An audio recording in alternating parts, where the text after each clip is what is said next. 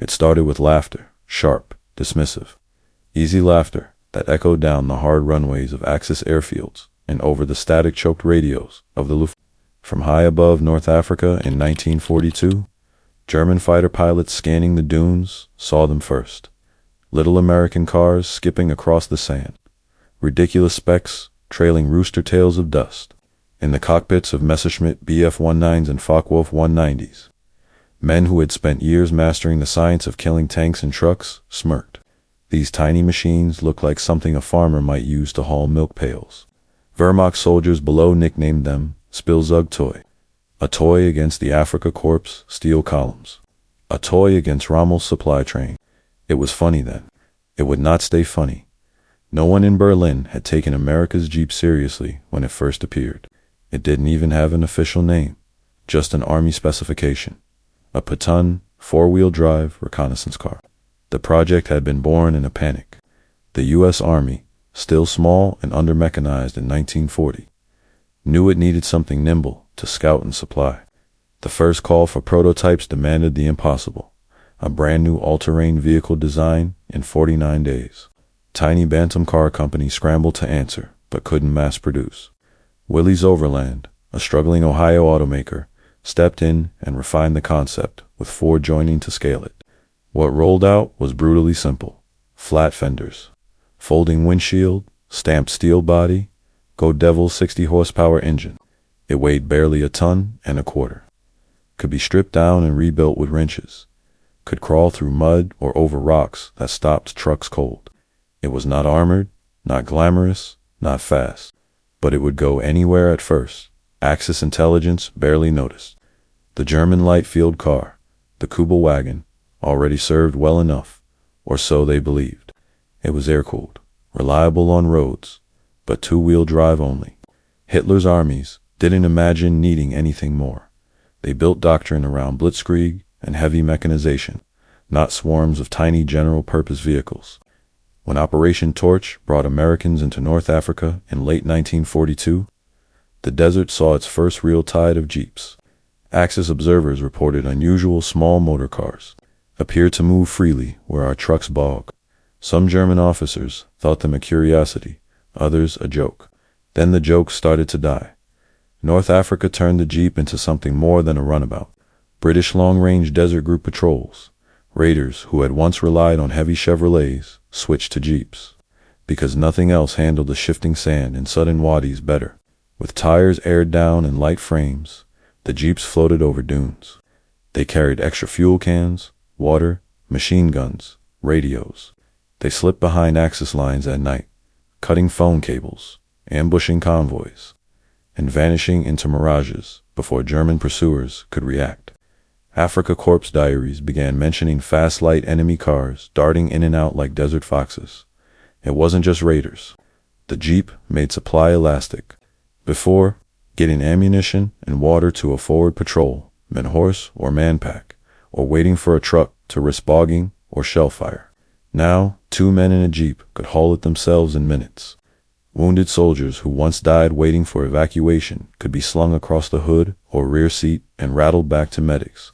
Engineers could scout bridge sites, string telephone wire, mark minefields.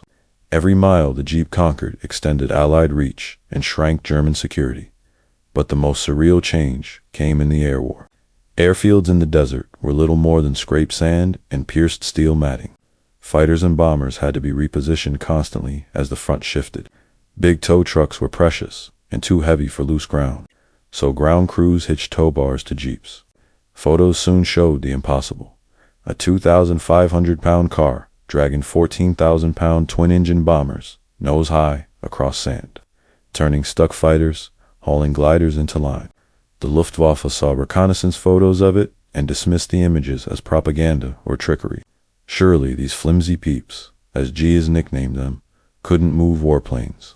But they could and did, at every forward strip from Egypt to Sicily. By 1943, the Jeep was multiplying like rabbits. American industry's tidal wave meant the Allies could drop hundreds of thousands of them onto beaches and docks. Crated Jeeps slid out of Liberty ships and were running within hours. Paratroopers shoved them out of gliders. Seabees lashed them to pontoon barges. In muddy Italy, jeeps brought rations up goat tracks and artillery shells to mountain guns. In jungle Burma, they hauled wounded men out to airstrips through terrain even mules dreaded. In Pacific atolls, fitted with high exhausts and snorkels, they forded reefs and dragged supplies over coral. The Germans noticed too late, after the disaster in Tunisia, where retreating Axis forces were harried endlessly by darting Allied patrols. New directives warned that the enemy's small 4x4 cars carried radios and forward observers. Luftwaffe pilots were told, if you must strafe columns, pick off the jeeps first. They direct artillery and call in fire. But hitting them wasn't easy. They were fast for what they were, small targets and everywhere. June 6, 1944, buried the last laughs. The Normandy invasion depended on speed. Heavy trucks poured ashore, but it was the endless swarms of jeeps that made the beachhead breathe. They shuttled ammo from landing craft, raced wounded back to aid stations, pulled anti-tank guns off bogged landing ramps, hauled wire and radios inland. Some were fitted with stretchers, some sprouted .30 caliber Brownings and .50 caliber M2 South for impromptu convoy defense. Engineers scouted hedgerows from their seats, signaling Sherman tanks forward. Photographs show columns of jeeps nose to tail on makeshift roads, while sky trains of Dakotas droned overhead, a visual proof of American logistical metabolism. And still, they towed. Across cratered French airstrips and hidden farmers' fields, jeeps lined up behind grounded fighters, yanking them to new dispersal points after German strafing runs. They hauled engines, bombs, and fuel drums to newly seized airfields where the 9th Air Force set up within hours. Luftwaffe flyers, briefed to hit Allied planes on the ground, found their targets gone, rolled away by a flood of little green machines. Even in Germany's winter, counterattacked the Ardennes. December 1944, the jeep refused to quit. Bastions encircled 101st Airborne depended on jeeps, slithering through snow and fire to ferry ammo and blood plasma, evacuate frostbitten and wounded men, and maintain the vital thread of mobility when big trucks stalled. German infiltrators stole jeeps, precisely because they were the only thing that could move where roads disappeared under ice and wreckage by the numbers. The toy had become terrifying. More than 640,000 built, 250,000 shipped overseas, more than any single type of fighting vehicle on Earth. Each cost less than a single precision bomb on a B-17, yet each multiplied Allied fighting reach. It was cheap enough to lose and still flood the front. It was rugged enough to survive where supply lines collapsed. Its design was so forgiving that soldiers welded, bolted, and hacked it into whatever was needed. Snowplows, field ambulances, rail cars running on improvised train wheels, even fire trucks for bomber fields. German engineers, after the surrender, studied captured jeeps in silence. They were ugly, yes. Primitive, yes. But perfect for war. Built from mass production parts, easy to fix, able to thrive without skilled mechanics. The Kübelwagen had been clever. The jeep was unstoppable. Nazi ideology that dismissed improvisation and underestimated mass production had missed a weapon hiding in plain sight. The war ended with jeeps, literally towing Germany's defeat into place, dragging captured Me-262 jets to test hangars, hauling supplies for occupation forces, ferrying war crimes investigators through bombed cities. The laughing pilots were long grounded, their once invincible Luftwaffe crippled by an enemy that could move, feed, and fly faster than German industry could kill. Ask veterans decades later what defined the American way of war, and many won't talk about Shermans or Mustangs first. They talk about the jeep, the thing that always showed up. Need ammo? A jeep. Need evacuation? A jeep. Need to move a bomber whose engines are dead? A jeep. Need to cut a path where there is none? A jeep. The unassuming little four-wheeler that outpaced over-engineered foes, turned supply lines into arteries of victory, and proved that in modern war, mobility is mighty. But the jeep's true empire stretched far beyond Europe's roads and North Africa's sand. It went where the Pacific demanded it go.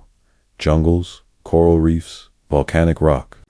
Marines who first waded ashore at Guadalcanal and Tarawa fought with almost nothing motorized. By the time of Saipan, Tinian, and Okinawa. Jeeps were landing in the first waves lashed to amphibious tractors, rolling off pontoon causeways before the beachheads were even secured. They carried flamethrowers, ammunition belts, and radios for forward air controllers who could now call in Navy Hellcats or Corsairs within minutes. In the sticky heat of New Guinea, jeeps replaced mule trains, dragging water and food through kunai grass and swamps. Their simple carburetors shrugged off humidity and salt. They pulled small field guns over trails meant for foot soldiers. And when airstrips were hacked from jungle in days, jeeps were the first to tow an aircraft, clearing wrecks, hauling bombs to the wings of B-25s and P-38s, At advanced bases like Ai Shima and Peleliui, CBs turned jeeps into tractors with makeshift bulldozer blades and cranes, creating whole airfields faster than Japanese reconnaissance could report them. Damaged Corsairs that might have been abandoned were hooked up to jeeps and dragged out of shell holes to fly again.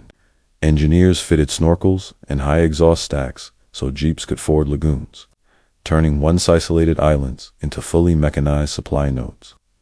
2 Japanese defenders. The sight was as demoralizing as it had been to Germans, where they expected terrain to stop vehicles. The little American car arrived anyway. The effect on air war logistics was enormous. Aircraft were delicate machines. Moving them on torn-up runways or half-built strips was usually impossible without specialized trucks or tractors. The Allies never had enough of those. But the jeeps, low gearing and torquey 4-cylinder engine meant it could move anything with wheels. On airfields from Italy to the Marianas, GIs hitched jeeps to crippled B-17s, B-24s, P-51s, P-47s, even massive B-29s, towing them off dangerous spots before another raid. A photo from Guam shows a single jeep dragging a B-29's gleaming nose into a revetment, its driver dwarfed by the bomber's wheels, yet completely in control. What once required hours of manhandling or rare tractors could now be done in minutes by 2 soldiers and a toy. This speed meant damaged aircraft were salvaged, not abandoned. Runways cleared fast. Sorties kept flying. The Luftwaffe had learned this lesson too late in Europe. Every time they thought they'd cratered a field or trapped planes, jeeps undid their work overnight. Part of what made the jeep deadly wasn't just what it did, but what it enabled. American doctrine evolved because of it. Reconnaissance patrols could push miles ahead, mapping routes for armor and calling artillery by radio. Forward air controllers, riding shotgun with antennas bristling, guided P-47 dive bombers and P-38 fighter bombers onto German convoys. In the Pacific, jeeps carried portable radar units and smoke generators to mark landing zones. Their speed meant supply columns had constant eyes and ears. The enemy was rarely surprised, but often outflanked. When Patton's Third Army broke out of Normandy and slashed across France, it wasn't just tanks roaring down highways. It was thousands of jeeps scouting bridges, ferrying gasoline cans, pulling anti-aircraft guns to cover columns. Patton himself practically lived in a jeep, a .30 caliber Browning mounted for show, flag snapping in the wind as he raced from unit to unit. German reports from that period reveal frustration tipping into despair. Panzer units expected to fight predictable opponents tied to railheads and depots. Instead, they faced an adversary that could materialize anywhere because supply no longer meant slow convoys, but fast, light, uncountable vehicles. One colonel near Ivranches complained that American forces seemed to spring from the ground itself, arriving in numbers that shouldn't have been possible so deep and so soon. The difference was a swarm of quarter-ton workhorses, keeping momentum alive, even deep into Germany. The jeep remained an irritant. Luftwaffe strafers targeted them relentlessly, but Allied replacement was effortless. Factories in Toledo and Dearborn churned them out faster than bullets could destroy them. A jeep lost on Tuesday could be replaced by Thursday. Some estimates say a complete jeep could be assembled in under 4 hours on the line. In 1944, the U.S. produced nearly 10,000 a month. Germany, already crippled by bombing and resource shortage, could barely keep trucks on the road. The jeep's influence extended beyond tactics into morale. Soldiers trusted it. Infantry who had marched for days knew they could count on jeeps bringing hot food or mail. Downed pilots in Burma waited for rescue jeeps, fitted with stretchers and armed with light machine guns to fight their way in. Medics turned jeeps into field ambulances, some carrying wounded under fire where no full ambulance could pass. In Bastogne, freezing paratroopers saw jeeps arrive with blankets, ammo, and even Christmas mail, small lifelines that meant everything. For airmen, the jeep was salvation. A bomber landing wheels up in mud wasn't lost if a handful of jeeps could winch and drag it to firmer ground. Fighters shot up on return could be towed for repair instead of scrapped. Mobile ordnance crews carted 500-pound bombs behind jeeps, right up to heavy bombers, waiting for new sorties.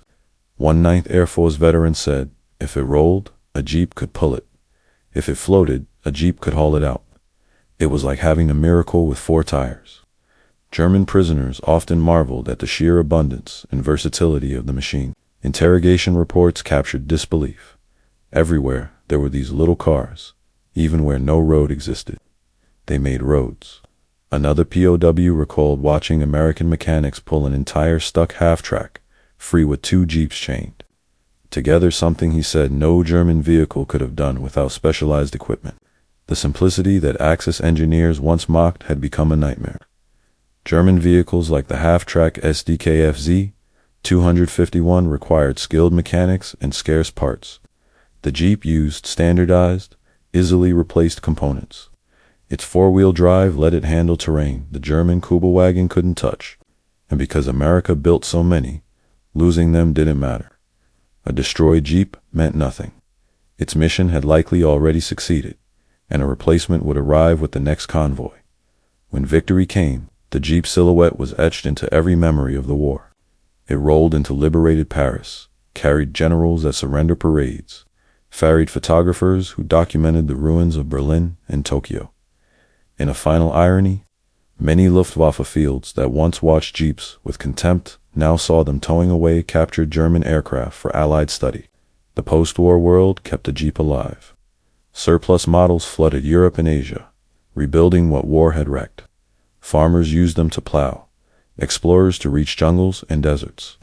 They became fire trucks, ambulances, construction mules. Modern SUVs traced their DNA back to the Willys MB, because no one forgot the little machine that could. But perhaps the Jeep's truest legacy is in how it humbled arrogance. The Axis, obsessed with perfection and heavy engineering, dismissed a crude, cheap solution and paid dearly. In war, sometimes the right tool isn't beautiful or heavily armored or bristling with firepower. Sometimes it's just reliable, adaptable, and everywhere at once. German pilots, who once banked their wings and laughed at toys, died watching those toys enable an unstoppable juggernaut of supply and movement. The Luftwaffe could strafe airstrips, but jeeps would drag the wounded and the planes to safety.